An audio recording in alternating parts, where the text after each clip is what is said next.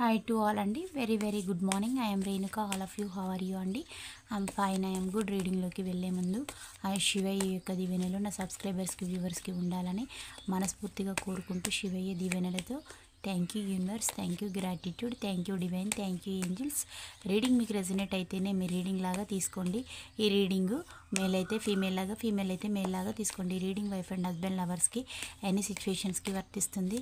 మీరు ఎప్పటి నుంచి చూడడం స్టార్ట్ చేస్తారో అప్పటి నుండి మీకైతే ఈ రీడింగ్ అనేది వర్తించడం అనేది జరుగుతుంది. ఇది ఒక general collective reading, timeless reading అండి. ఈరోజు నేను చెప్పబోయే టాపిక్, మీ పర్సన్కి ఏ దారి కనిపించడం లేదు అంటున్నారు, ఎందుకో మరి చూడండి.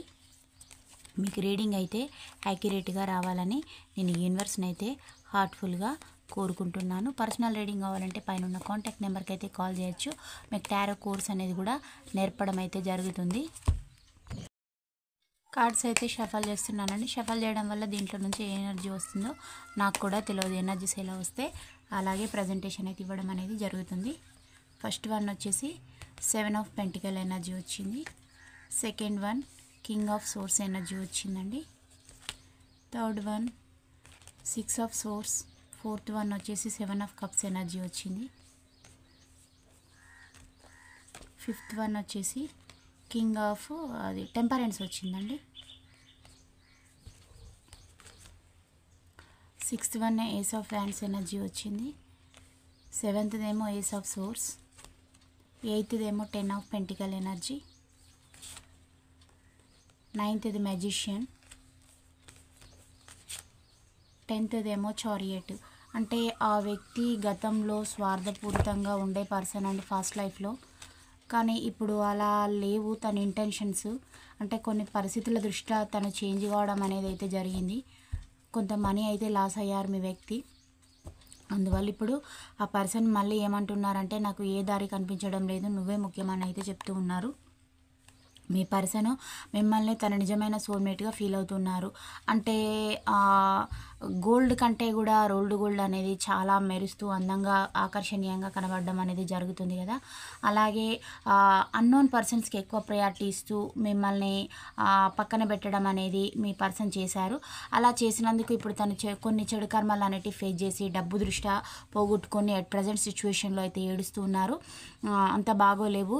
అందువల్ల ఇప్పుడు ఆ పర్సన్ ఏమనుకుంటూ ఉన్నారంటే, మళ్ళీ మీ లైఫ్లోకి రావాలి, ఒక స్టెబిలిటీ అనేది సంపాదించుకోవాలి, తనకంటూ ఒక వాల్యూ అనేది సంపాదించుకోవాలన్న పర్సన్ అయితే అనుకుంటూ ఉన్నారు. మళ్ళా ఈ పరిస్థితుల దృష్ట్యా ఆ వ్యక్తి ఇప్పుడు మళ్ళీ మీ లైఫ్లోకి అయితే రావాలనుకుంటూ ఉన్నారు.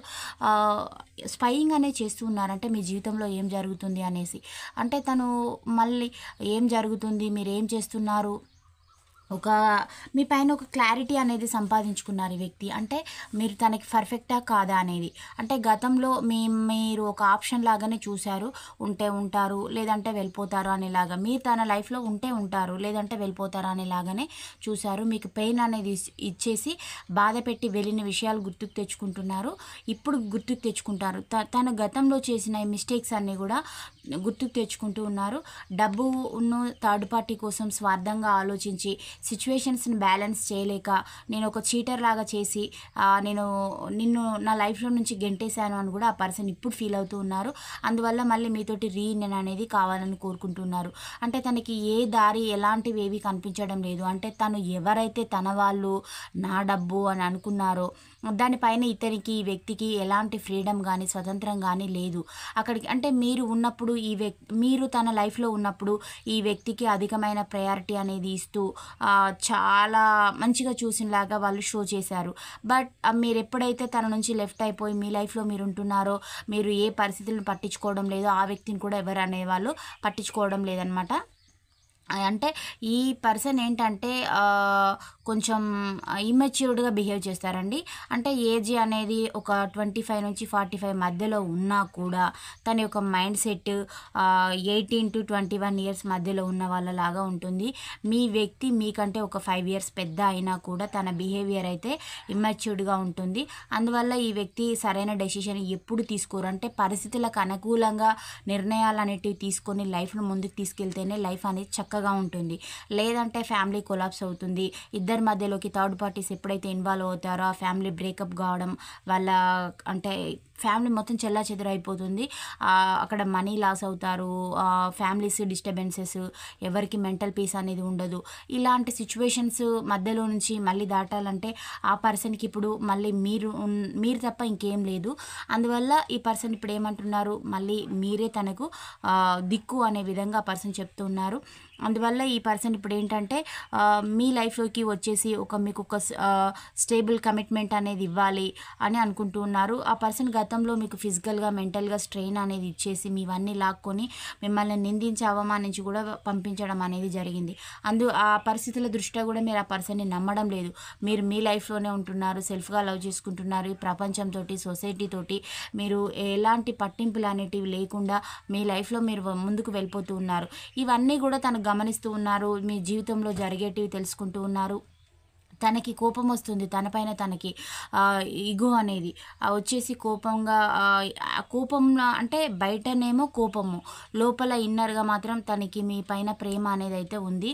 ఆ ప్రేమ ఎక్స్ప్రెస్ చేయడం అనేది రావడం లేదు మీ వ్యక్తికి. అందువల్ల ఇన్నర్గా దాచిపెట్టేసుకొని ఇప్పుడు తన చుట్టూ ఉన్న వాళ్ళ ముందు షో అయితే చేస్తూ ఉన్నారు. బట్ లోపలనైతే పెయిన్ అనేది అనుభవిస్తూ ఉన్నారు. చారియట్ ఎనర్జీ వచ్చింది. ఈ సిచ్యువేషన్స్ అన్ని బ్యాలెన్స్ అనేది చేసేసుకొని మీ లైఫ్లో, మీ రిలేషన్షిప్లో ఒక మూమెంట్ అనేది తీసుకురావాలి. అది కూడా ఎలా ఉండాలి, మీ రీయూనియన్, మీరిద్దరు కలిసే విధంగా ఉండాలి, ఒక పవర్ఫుల్గా ఉండాలి. మీ ఒక జంట సెల్ఫ్ కాన్ఫిడెన్స్ తోటి, ఫైనాన్షియల్గా గ్రోత్ ఉండి, మీరు ఒక విల్ పవర్ తోటి ఏదంటే అది సాధించగలిగేలాగా ఉండాలి అనే విధంగా థింకింగ్ చేస్తున్నారు. అంటే గతంలో బ్యాడ్ ఇంటెన్షన్స్ తోటి ఉన్న ఈ పవర్ మీతోటి ఉంటే తనకు ఎలాంటి ఫైనాన్షియల్ గ్రోత్, హ్యాపీనెస్ అనేది ఉండదు అనుకున్న ఈ పర్సను కొద్ది రోజులు థర్డ్ పార్టీ వారితో ట్రావెల్ చేసిన తర్వాత ఇప్పుడు తనకి ఎవరు నిజమైన వాళ్ళు, ఎవరు ఫేక్ పర్సన్స్ అని తనకైతే అర్థం కావడం అయితే జరిగింది. ఇలాంటి ఎనర్జీస్ అయితే వచ్చాయి. ఈ పాయింట్స్ మీకు రెజనేట్ అయిన వాళ్ళే రిసీవ్ అయితే చేసుకోండి. ఇవి మీ పర్సన్ యొక్క లెటర్స్ అండి. G letter, Y letter, B letter, J letter, N letter, S letter, X letter, K letter, R letter, F letter, L letter,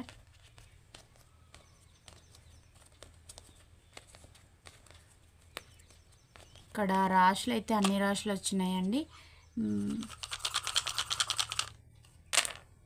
మీ వ్యూవర్స్ యొక్క లెటర్స్ అండి ఇవి. I letter, Q letter, B letter, P letter, J letter, X letter, N letter, T letter, C letter, U letter,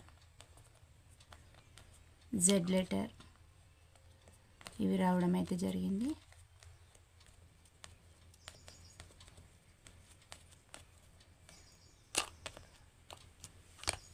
me person ఇవి స్పెషల్గా మీ person యొక్క రాశులు: మీనరాశి, మిథున రాశి, సింహరాశి, కర్కాటక రాశి, వృషభ రాశి, తులారాశి, మేషరాశి, కన్యా రాశి. ఇవి మీ పర్సన్ యొక్క రాశులు అండి.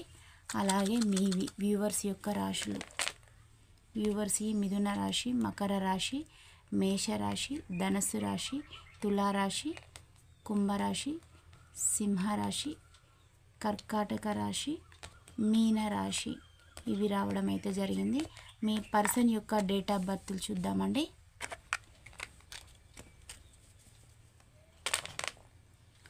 26, 31, 8, 14, 24,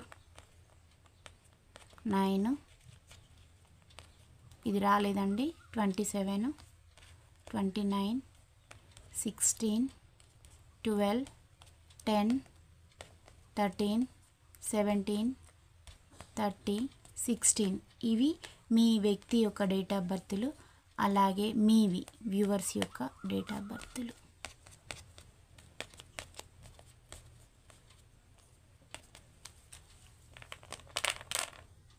ట్వంటీ 24, 3, 11, 30, 16, 13, 13 అండి. 30 రెండు వచ్చినాయి.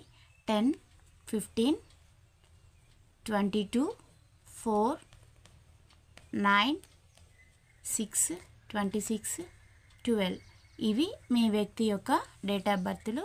ఈ పాయింట్స్ మీకు ఒక 30 to 40 వరకు రెజనేట్ అయితేనే మీ రీడింగ్ లాగా తీసుకోండి, లేదంటే లీవ్ చేయండి. పాజిటివిటీని అయితే క్లైమ్ చేసుకోండి. Please do subscribe. Thank you for watching. Next వీడియోలో కలుసుకుందాం. బాయ్, సీ యూ అండి.